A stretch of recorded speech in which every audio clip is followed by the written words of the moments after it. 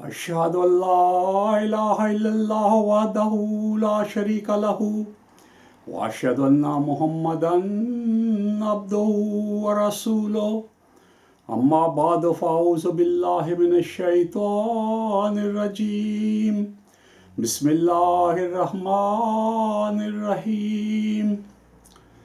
Respected viewers, Assalamu alaikum wa rahmatullahi wa barakatuhu. This is my program number 4 presented by Asif Parvez from London, UK.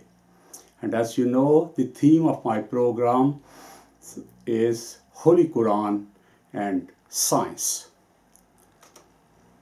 Now, in my last program, I raised this issue that Allah Ta'ala produced equal amount of matter and antimatter. So for example, and as I said before, this is just a number I have chosen. Say there were 100 kilograms of matter was produced, and at the same time Allah Ta'ala produced 100 kilograms of antimatter. And when they meet, they just annihilated each other. They just destroyed each other, converted back into energy, and no matter was left and no antimatter left. So nothing was left. So this theory has posed a very big problem for scientists. If, as we said, no matter was left, so question is how Allah Ta'ala created universe. And we know there are billions of galaxies, and there are trillions of stars, there's sun, there's earth. And we are human beings. We are all made of matter. You are made of matter. So where has this matter come from? So this is a big question. So we have to find out the solution.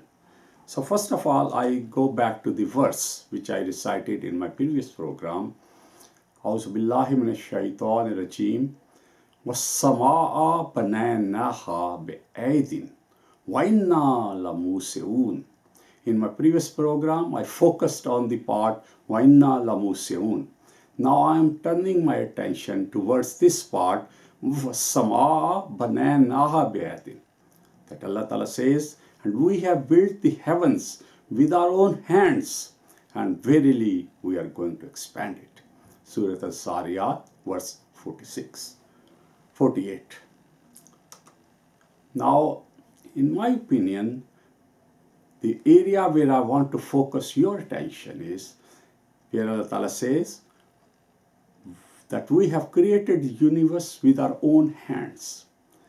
That gave me an idea that the creation of universe is a special decree of Allah.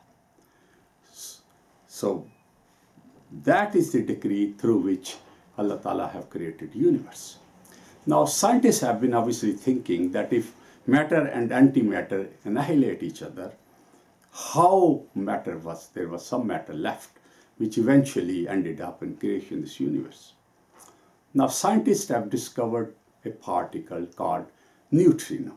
And as I said before in one of my programs, whenever scientists discover one particle, they immediately look for its pair, because this is how God have created these particles. So they recognize there is another particle called antineutrino.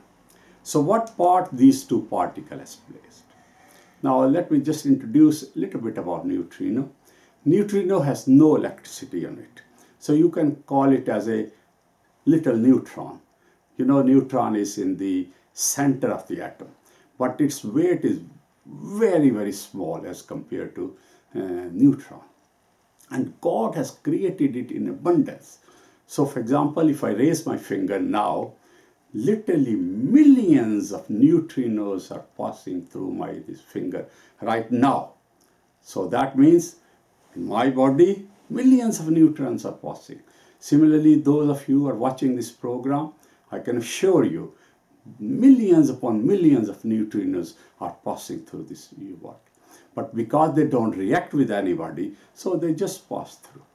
And they are very, very fast. In fact, their velocity is like velocity of light.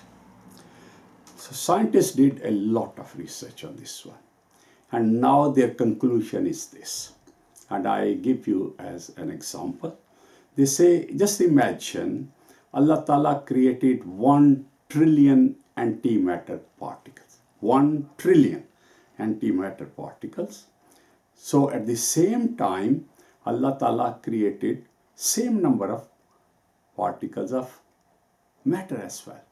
But neutrino and anti-neutrino played a very important role, and they recognize that instead of creating 1 trillion particles of matter, through this process, God created 1 trillion and 1.